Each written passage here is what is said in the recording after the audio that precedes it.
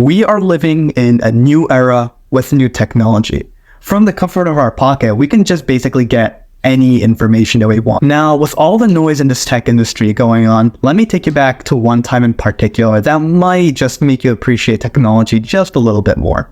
My name is Time, and let's get into it. Now, I want you to picture this. You and your wife just had a newborn baby, and you guys are excited. I mean, like, who wouldn't be? But upon looking at the baby, you realize something's just wrong, just a little something's off. You look at your child and you realize he doesn't have an ear. Like, what? And unfortunately, this happens to a bunch of people due to a disease called microtia. Now, although microtia doesn't really make you deaf or anything, it's still quite the insecurity. I mean, if you had the option to, you'd want surgery and get that ear back. I mean, surgeons have been trying to develop technology for a long time, but they haven't been able to do it for a majority of time until just recently. Now, here's where I introduce our main characters of the day. A group of NYU dentistry professors decided to take on this challenge and possibly find a way to make the process just a little easier. They decided that the best way to create a realistic ear for someone would be to make a 3D model. Now, I'm sure you're familiar with 3D models, but at the time, this was a complex idea. Like, how do you even make a 3D model? Like, what? Like, how do you even make something 3D? What does that even mean? At the time, surgeons were just relying on making paper sketches if they wanted to understand the ear that they wanted to make.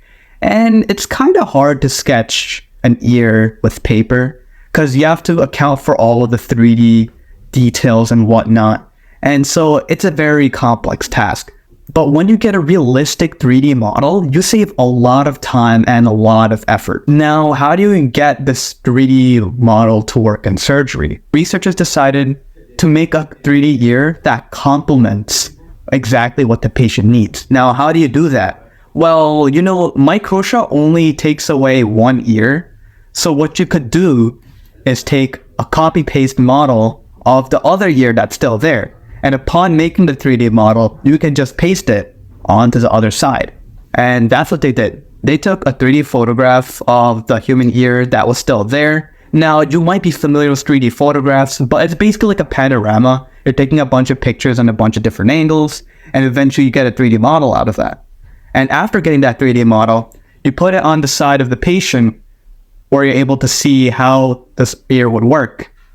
And that is a huge time saver for surgeons. Just looking at a paper sketch doesn't really give you a lot of insight, but 3D models are very important for surgeons nowadays. Now, although this didn't quite solve microtia and eliminate it from history, it was a huge stepping point. Now, just understanding how surgery develops technologically, it can really make you appreciate just what goes behind the scenes of all these advancements. Thanks to 3D models, surgeons can now make really realistic 3D ears that don't look like garbage.